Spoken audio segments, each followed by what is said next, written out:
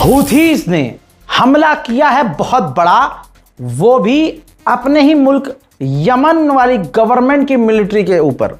देखिए, यमन दो टुकड़े में है, आधा यमन हूथीज के हाथ में है और आधा यमन गवर्नमेंट के हाथ में है। यमन की गवर्नमेंट को सऊदी अरब सपोर्ट करता है, अमेरिका और इस्राइल सपोर्ट करते हैं। और यमन की फौज हूथीज पर बड़ा हमला करने वाली थी। मैं समझाऊंगा आपको, सुनिए। हुआ ये कि तनाव हूथीज और सऊदी अरब में हुआ। सऊदी अरब ने हूथीज पर हमला किया। उसके बाद हूथीज ने लाल सागर अमेरिका के लिए और खासकर सऊदी अरब के लिए बंद कर दिया। सऊदी अरब की हालत पतली हुई। सऊदी अरब ने यमन की सरकार से मुलाकात की, बातें की। हूथी समझ गया कि भाई षड्यंत्र रच रहे हैं, अब हमारे अंदर से ही, यानी यमन के अंदर से ही यमन की सरकार हम पर हमला करेगी। इससे पहले कि यमन की गवर्नमेंट ऑफिशियल जो फौज है वो हूथीज के खिलाफ एक्शन ले, दोस्तों, हूथी संगठन ने यमन की फौज पर और यमन के जो ऑफिशियल्स हैं उन पर हमला किया। पहले ही झटके में यमन की गवर्नमेंट ऑफिशियल फौज के ऊपर कि 50 यमन के फौजी ऑफिशियल्स मारे गए हैं। अब यमन के लोगों को यमन से ही सऊदी अरब ने भिड़वा दिया है। हूथी ने हमला जो यमन में ऑफिशियल फौज के ऊपर किया, यह हमला काफी बड़ा था। मंजर देख लीजिए।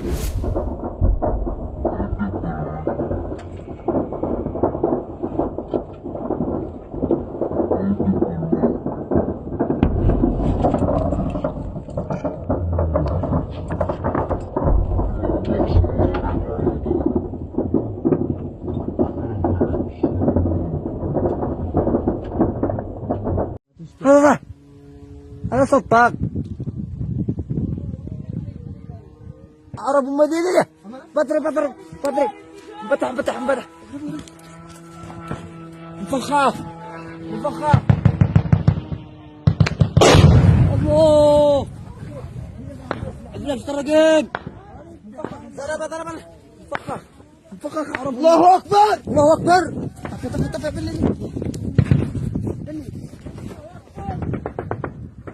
عرب امي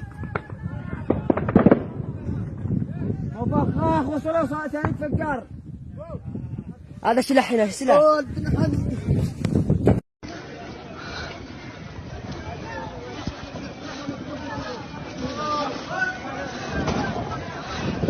بس يا فايس وزيانا غب وين هناك هناك جو الشواخيف ولا هناك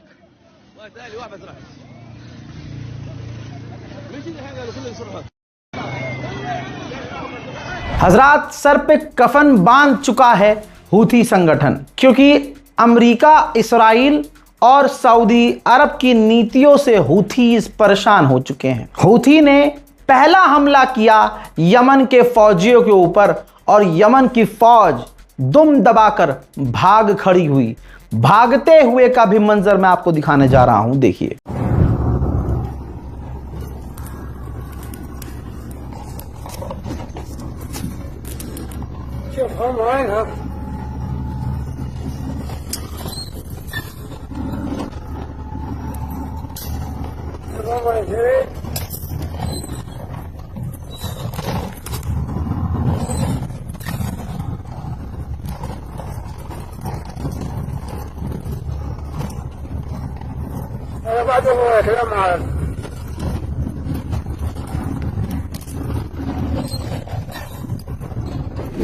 जाहिर सी बात है, यमन की फौज को अमेरिका, इजराइल, सऊदी अरब सपोर्ट कर रहे हैं, तकलीफ तो होगी।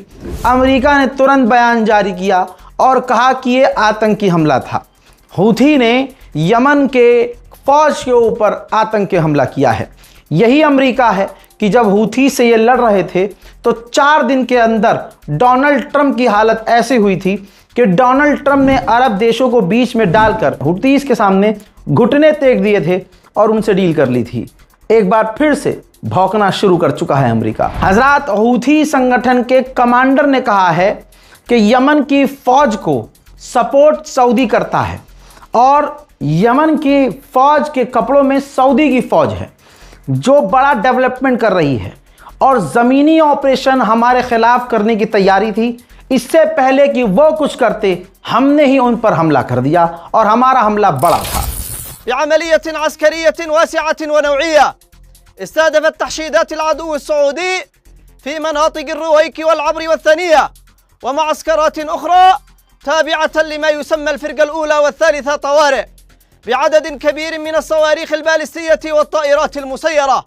وكان من نتائج العملية ما يلي: مصرع وإصابة المئات من مرتزقة العدو السعودي، تدمير وإحراق عدد كبير من معسكرات। इस हमले के बाद सऊदी अरब की सिट्टी पिट्टी गुम है।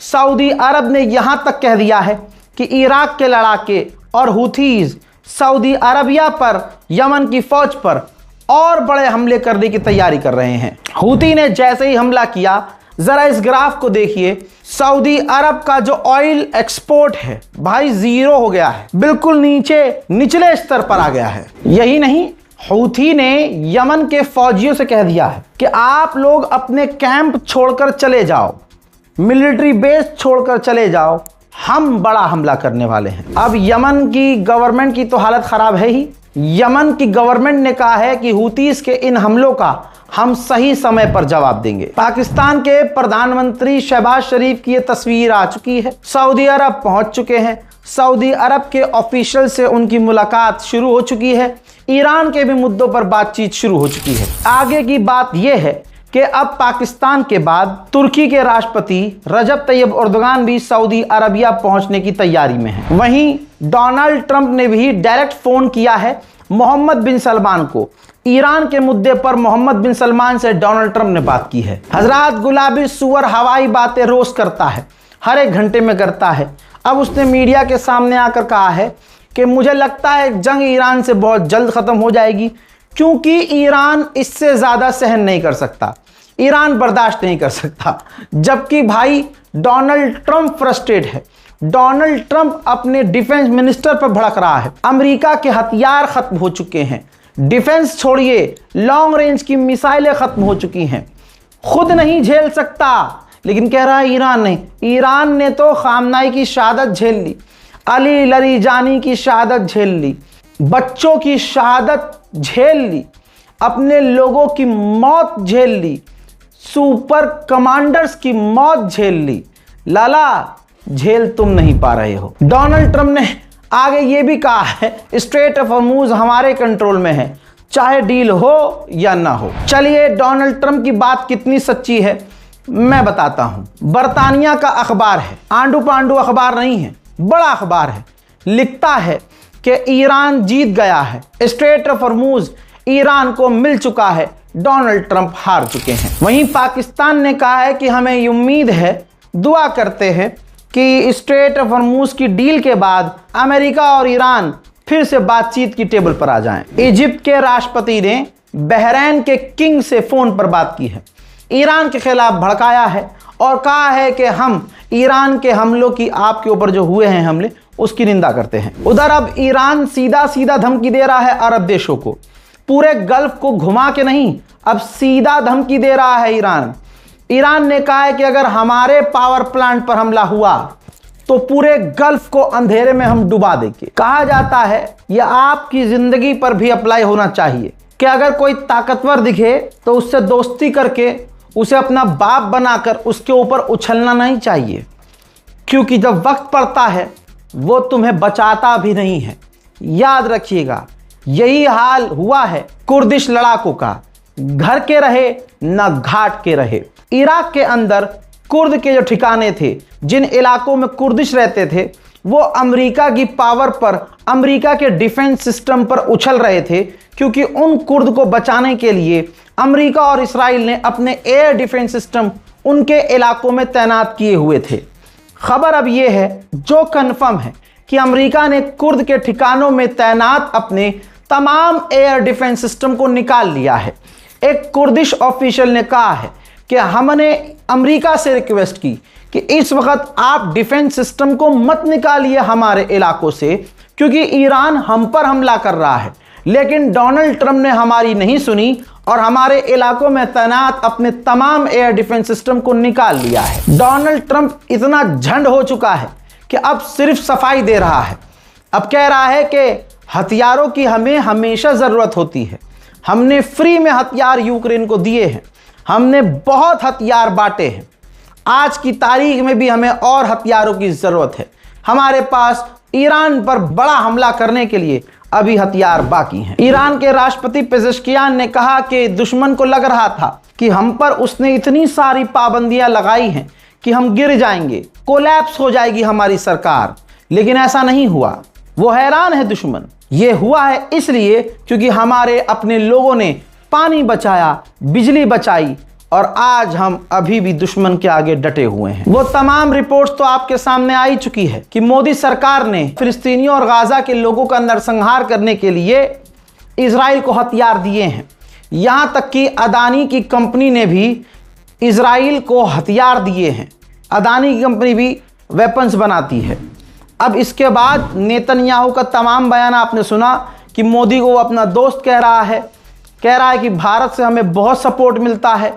आगे अब खबर यह है कि नेतन्याहू ने प्रधानमंत्री मोदी को फोन किया है और अपने पार्टनरशिप पर आगे बात की है। इजराइल के एनर्जी मिनिस्टर ने अपने इजराइल के चैनल 14 पर कहा है, डोनाल्ड ट्रंप और ईरान अगर डील कर लेते हैं और डील के बाद अमेरिका से डील कंप्लीट होने के बाद अगर ईरान न्यूक्लियर बनाना शुरू कर देता है, यूरेनियम एनरिचमेंट करता है, कोई भी ऐसा काम करता है, लाइक वो मिसाइल भी बनाना शुरू करता है, तो हम यानी इजराइल ईरान पर हमला कर देगा। हम अमेरिका की इस डील में शामिल नहीं हैं।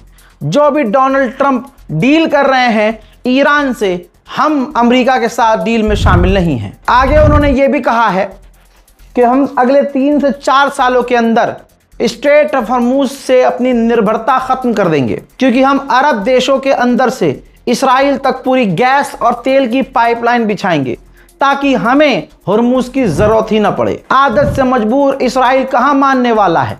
लेबनान पर उसने फिर से आज भी बड़े हमले किए हैं। हजरात, लेबनान की सरकार का जो राष्ट्रपति है अमेरिका के द्वारा, ट्रंप के द्वारा चुना गया है। यह बात मैं अक्सर समझाता हूं ताकि आपके दिमाग में बैठ जाए और इंटरनेशनल पॉलिटिक्स आपको समझ में आए।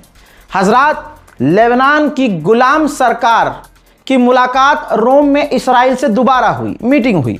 मुंह पर ही अब इजराइल ने कह दिया है लेबनान के कि हम आपके मुल्क से नहीं निकलेंगे।